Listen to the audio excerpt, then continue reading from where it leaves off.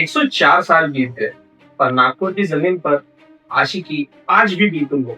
You are looking at the biggest संगत procession in the whole world। पंखे बिछाए लोग घंटों से अपने बिल्डिंग और रास्तों पर खड़े। आंध्रा, एमपी, यूपी, कर्नाटक और पूरे हिंदुस्तान से लाखों लोग यहाँ हाजिर हैं। पर ये भीड़ यहाँ क्यों है? मेरा गोल आज सिर्फ इस जुलूस को दिखाना नहीं है, बल्कि इस 15 किलोमीटर लंबे दरबारी शाही संदल के पीछे छुपे उस रूहानी मौजूदे को दिखाना है और उस शाही तारीख को जिंदा करना जो सीधे आपके दिल को छुए। हेलो, अस्सलाम वालेकुम, नमस्ते, सत श्री अकाल। मैं मोहम्मद शाद, जिसे आप लोग शाद वक्त के नाम से जानते हैं और शायद आप लोग ना भी जानते हैं। ये मेरा पहला डॉक्यूमेंट्री टाइप ब्लॉग है जो कि मैंने सरकार ताजुल लोंगिया के 104वें उर्स के मौके पर बनाया। दुआ करता हूँ ये वीडियो आप सभी के दिल को छू लेगा। तो चलिए शुरू करते हैं। सुबह के 10 बजे ताजबाग से ये शाही काफिला शुरू हुआ। शाही संदल रेशमबाग रोड से होते हुए सकरदरा चौक पहुंचा और रास्ते छोटे पड़ गए। लाखों लोगों का ये सैलाब The city literally cannot afford। इन रास्तों पर पाँव रखने की जगह नहीं है, पर सलाम है नागपुर पुलिस के इस बेमिसाल कोऑपरेशन को। उनका ये मैनेजमेंट ही इस तूफान के बीच से रास्ता निकालता है। जब आप इन गलियों में से दीवानापन देखते हैं तो सोचिए इस सफर की शुरुआत कैसे हुई। बात है 1892 की, जब अंग्रेजों ने बाबा ताजुद्दीन की रूहानी मस्तानी कैफियत को ना समझते हुए उन्हें नागपुर के मेंटल असाइलम, जिसे हम पागल खाना कहते हैं, उसमें कैद कर दिया। सेल लॉक होता था और फिर भी बाबा जान रात को बाहर पहरा देते हुए मिलते। बाबा ताजुद्दीन एक सर्वधार्मिक गुरु है जिनकी चौखट पर हर मजहब अपनी हाजिरी देता है। वहाँ पे कोई हिंदू, मुसलमान, सिख, ईसाई जात पात नहीं है। जुलूस अब सकरदरा से आगे निकलकर अशोक चौक, गांधी बाग और महल की तरफ बढ़ रहा है। पूरा मार्केट लोगों से भर चुका है। ये वही महल एरिया है जहाँ नागपुर के मराठा राजा महाराजा रघुजी राव भोसले रहते।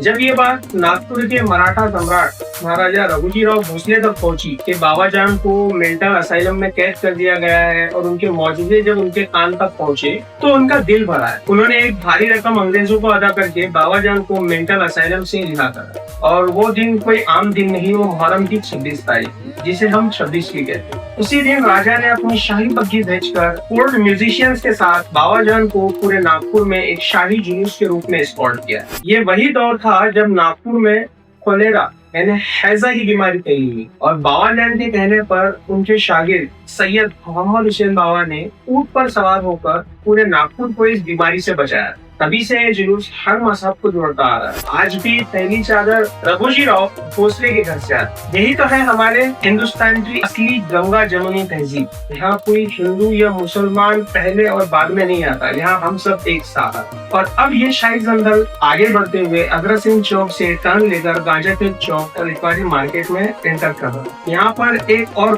बड़ा शाही इवेंट होता है। सैयद मोहम्मद हुसैन बाबा ने जब 1925 के बाद बीडी पेट से कोमेमोरेटिव संदल शुरू किया था, यानी बाबा जान की याद में, आज भी वही रिवायत है। हुसैन बाबा का वो संदल इस शाही संदल में आकर मर्ज हो जाता है और ये सफर पूरा होता है। ये वही सैयद हुसैन बाबा है जिन्होंने बाबा ताजुद्दीन के कहने पर ऊंट पर सवार होकर पूरे नागपुर को कोलेरा की बीमारी से बचाया था। भीड़ का आलम यह है कि लोग अपनी बालकनी और छतों से सिर्फ एक चनक पानी का इंतजार कर रहे हैं। हर तरफ लंगर और सबील बांटे जा रहे हैं। बाबा ताज के चाहने वालों ने किसी किस्म की कमी नहीं रखी। और अब देखिए इस जुलूस का सबसे बड़ा क्लाइमेक्स। संदल अब वापस टिकवारी और महल मार्केट से होते हुए दरबार की तरफ बढ़ रहा है। जब ये चांदनी सामने आती है, इसमें चादर होती है, तो जज्बात का बांध टूट जाता है। हर दीवाना चांदनी को अपने सर पर लेना चाहता है, बस एक बार छूकर सरकार की दुआएं समेटना चाहता है, उनका फैज पाना चाहता है। यहाँ कोई छोटा या बड़ा नहीं है, यहाँ सिर्फ कीरत का एक समुंदर है जो बह रहा है। सुबह 10 बजे ताजबाग के मेन गेट से शुरू हुआ ये शाही सफर रात के 9 बजे दोबारा वही आकर मुकम्मल होता है।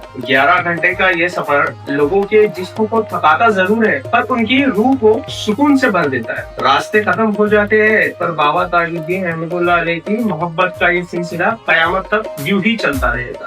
और शायर ने क्या खूब लिखा है, नाज कर अपने मुकद्दर पर ए शहरे नागपुर, तुझमें है जलवा नुमा सरकार ताजुल लोंगिया। और इसी के साथ मेरा ये ब्लॉग कंप्लीट होता है। मैं दुआ करता हूँ आप सभी को ये वीडियो पसंद आया होगा।